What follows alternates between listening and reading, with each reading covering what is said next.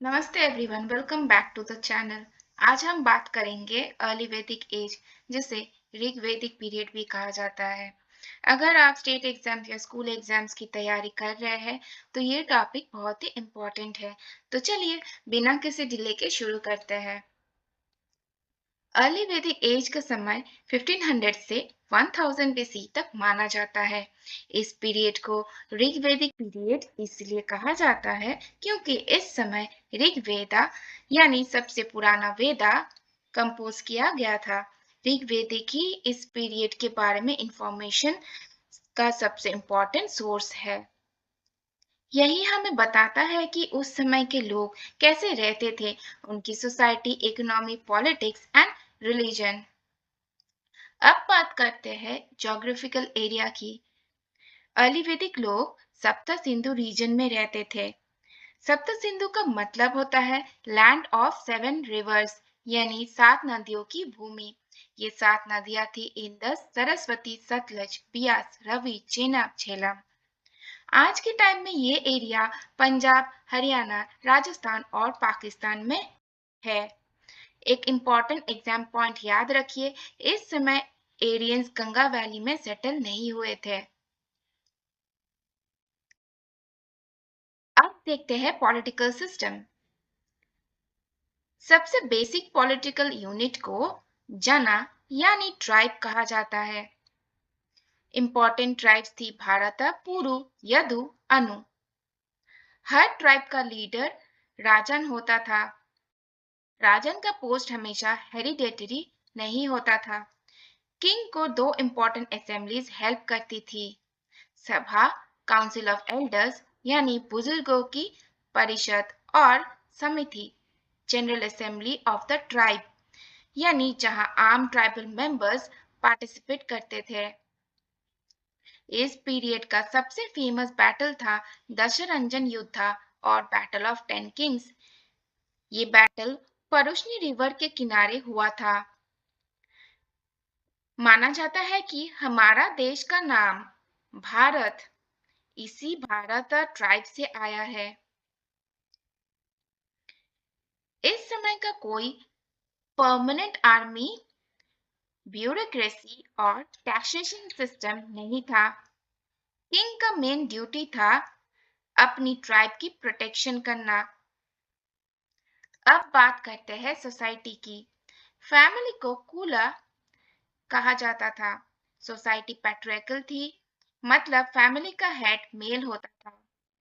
वरना सिस्टम उस समय ऑक्यूपेशन बेस्ड था, बर्थ बेस्ड नहीं था। 4 वर्नर्स थे, ब्राह्मण यानी प्रीस्ट, क्षत्रिय यानी वॉरियर्स, वैश्य यानी कैटल रेडर्स और फार्मर्स, शूद्र जिसे सर्वेंट्स कहा जाता है। वुमेन की पोजीशन काफी रेस्पेक्टेबल थी।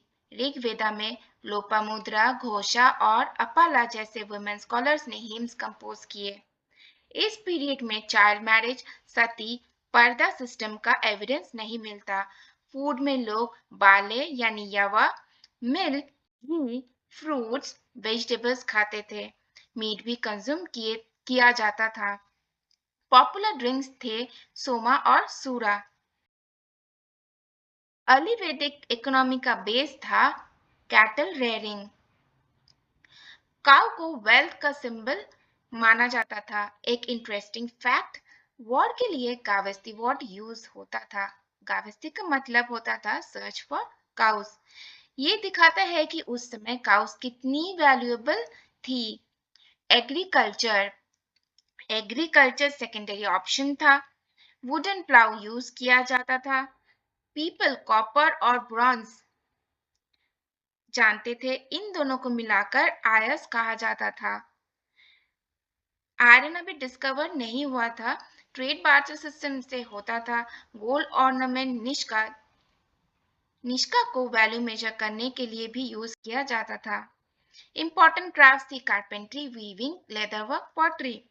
रिलीजियस लाइफ, अर्ली वैदिक लोग नेचर वर्शिप करते थे। इस पीरियड में ना टेम्पल्स था और ना आइडल वर्शिप होती थी। लोग यजना यानी फायर वर्शिप करते थे।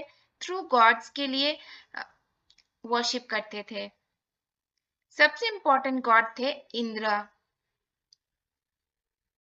ऋग्वेदा में सबसे ज्यादा हिम्स इंद्र के नाम पे मिलता है।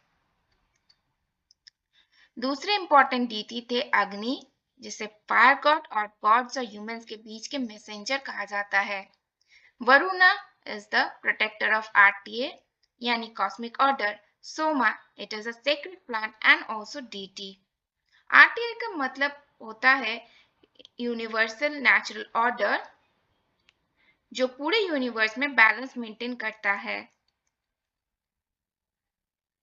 अर्ली वैदिक एज ने इंडियन सिविलाइजेशन की स्ट्रॉन्ग फाउंडेशन रखी। इस पीरियड में धर्म, आर्य और यज्ञ जैसे इंपॉर्टेंट कॉन्सेप्ट्स डेवलप हुए। इनका इन्फ्लुएंस आज भी Indian culture, religion and philosophy में दिखता है। तो चलिए एक क्विक रिवीजन करते हैं। अर्ली वैदिक एज 1500 से 1000 बीसीई, जिसे कि ऋग्वेदिक पीरियड भी कहा जाता है। मेन सोर्स था Rigveda, region Sapta Sindhu, main occupation cattle rearing, main deity was Indra, worship method was yajna and important concept was Rta. अगर ये वीडियो आपको हेल्पफुल लगी हो तो लाइक, शेयर, सब्सक्राइब करिए, बेल आइकन भी प्रेस कर दीजिए ताकि एंशियंट हिस्ट्री की और इंटरेस्टिंग वीडियो सबसे पहले आप तक पहुंच सके।